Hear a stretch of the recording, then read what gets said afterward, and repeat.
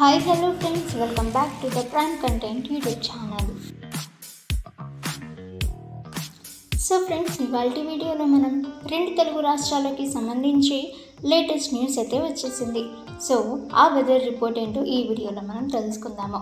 So వీడియోని అక్కడ skip చేయకుండా చూడండి.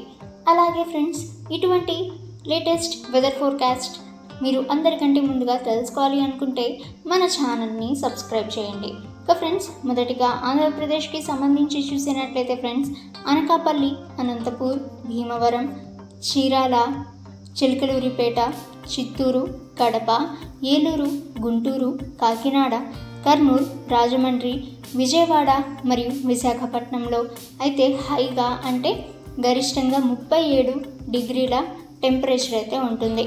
అలాగే ఎత్తైన మేఘాల ద్వారా సూర్యుడు ఉంటాడు. అలాగే ఫ్రెండ్స్, రాత్రికి పాక్షికంగా మేఘావృతంగా ఉంటుంది.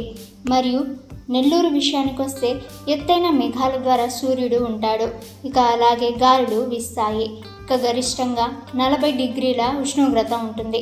కనిష్టంగా 28 డిగ్రీల ఉష్ణోగ్రత ఉంటుంది. ఇక సాయంత్రానికి పాక్షికంగా మేఘావృతంగా ఉంటుంది. అక్కడక్కడ చిరుజల్లులు కురిసే అవకాశం ఉందని వాతావరణ శాఖ అయితే వెల్లడించింది. ఇక ఫ్రెండ్స్, గుడివాడ, గాజువాక మరియు ధర్మవరంలో ఈ విధంగా వాతావరణం అయితే ఉంది. ఇక ఫ్రెండ్స్, తెలంగాణ విషయానికి వస్తే ఆదిలాబాద్, హైదరాబాద్, మహబూబ్ నగర్, మల్కాజ్గిరి, వరంగల్ జిల్లాల్లో మేఘాలు మరియు సూర్యరశ్మి విరామాలు ఉంటాయి.